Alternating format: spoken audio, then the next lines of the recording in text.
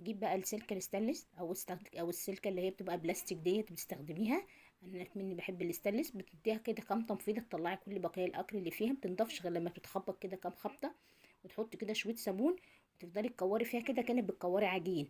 بترجع بقى زي الاول بعد ما بتكون اتمطت كده وعملت من بعضها فرولت من بعضها، بتروح لما تاني ومنه بتعمل تقشير لايدك كده، وتجيبي بقى السلكه بتاعتك كده وتمسكي الحوض بقى تغسليه او بتغسليه بالسفنجه.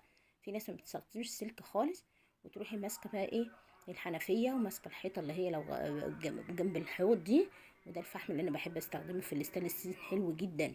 وتروحي غاسله بقى، ودول بقى بدي ايه بتبقى وش السفنجه ديت بحبها في تستخدميها في ايه لو انت عندك حاجه جرانيت او سيراميك، حله طاسه اي حاجه، بقطعها اتنين، ونص بنضف بيه من بقايا الاكل، ونص بقى ايه ببقى مكبره واحده ومصغره واحده عشان اعرفهم من بعض، ونص التاني بعمل بيه ايه بغسل بيه الطاسات التيفال او اي سيراميك.